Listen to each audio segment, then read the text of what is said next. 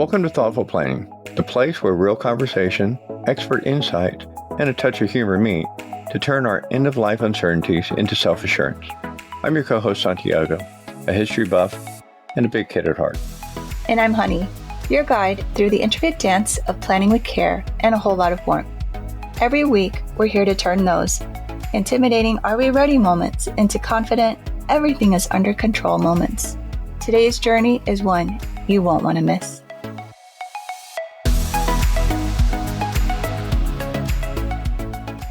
Hi, welcome to Thoughtful Planning. I'm Honey. Before we begin, please note that this podcast is for educational purposes only and does not constitute financial, legal, or medical advice. Always consult with a qualified professional for personalized guidance. When most people think about leaving a legacy, they imagine money, possessions, hard work, or fond memories. But there's one powerful gift many people don't realize they can leave behind. One that could impact future generations far more than a savings account ever could. Before we go further, here's the essential question I want you to reflect on during this episode. What if the most valuable gift you could leave behind isn't in your bank account, but in your skull? It may surprise you to learn that while millions of people check the organ donor box on their driver's license, most have no idea that brain donation is an entirely different kind of gift. Organ donation is about saving lives, while brain donation is about the research unlocking the mysteries behind chronic conditions like Alzheimer's, traumatic brain injury, Parkinson's, ALS, depression, and so many others that affect families across the world. Every brain tells a story, whether it's been affected by illness or is considered healthy. Scientists need both types to understand what's going right, what's going wrong, and how can we prevent suffering. Your brain holds a record of your life experiences, your resilience, your challenges, and all of that can help shape research and treatment for others. When Santiago and I first learned about brain donation, it was through a program called SPARC, which stands for Service Personnel Advancing Research in Chronic Traumatic Encephalopathy. SPARC focuses on military-related brain conditions, such as traumatic brain injury and CTE. What stood out to us is how simple the process can be. SPARC accepts donors who served in the military, with or without a diagnosis, and doesn't require any pre-enrollment testing. They also arrange transportation of donated tissue from anywhere in the United States to the research site.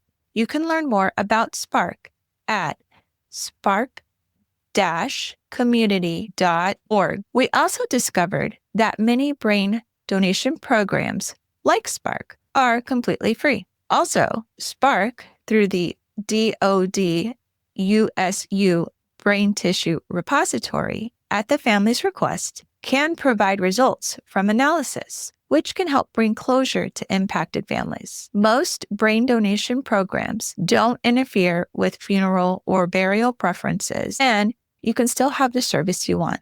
And for some, registering takes just a few minutes. That said, it's important to know that each program is different, and some may require medical records or have other specific criteria. I've been exploring other programs myself. When I called Harvard's Brain Tissue Resource Center, someone answered right away and kindly explained their process. After you submit the donor form, they send a wallet card with instructions for your loved ones. The moment you die, your family must call right away so they can determine if the brain is still eligible for donation. I'm still waiting to hear back from the VA Brain Bank. I'm curious to know whether they accept non-veterans with or without a diagnosis. And I'd like to better understand their process, including whether their annual surveys and memory testing are one-time or ongoing, and whether donors receive any feedback. Here's what I've come to realize. This isn't just about research. It's about families. Every advancement in brain science brings a possibility of healing.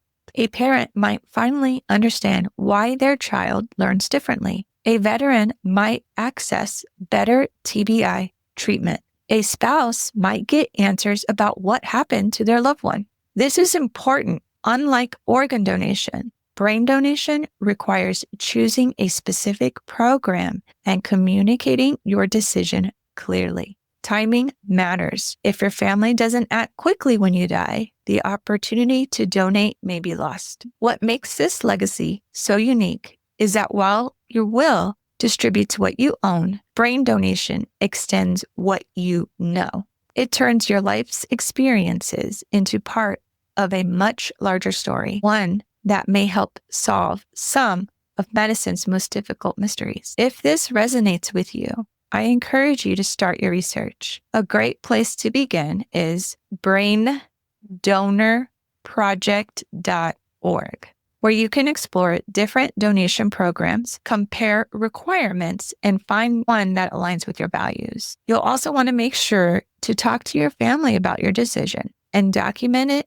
in a place your executor or next of kin can easily access. Brain donation can only happen if someone makes the call right away. And also, again, you have to make the choice right now while you're clear of mind, do the research, and find the brain organization that you want to donate to. There are several out there to choose from, and you can choose one depending on the different brain condition you might have, or maybe one that you support. Maybe you want to donate your brain for Alzheimer's research. Again, some of these organizations take brains that are not affected because they also need healthy brains to compare. So please keep that in mind. So let's go back to the essential question. What if the most valuable gift you could leave behind isn't in your bank account, but in your skull? Now you know this gift exists, and maybe it's one you want to give, not through what you owned, but through what you lived. Remember, every chapter you write today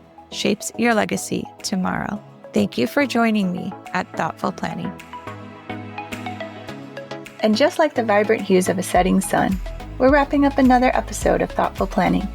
Every shared story and insight is a step closer to turning uncertainty into celebrations of preparedness. Absolutely. And to our listeners, remember that every surprise that comes our way is an opportunity to grow, adapt, and learn. Stay tuned for more stories, expert insight, and of course, a touch of wit in our next episode. We're not just co-hosts, we're fellow travelers on this journey. For more information on additional resources, which will help you take the next step in planning, look for the link in the show notes for our membership. Join us next time for another episode of Thoughtful Planning. Until then, keep living, laughing, and loving every moment.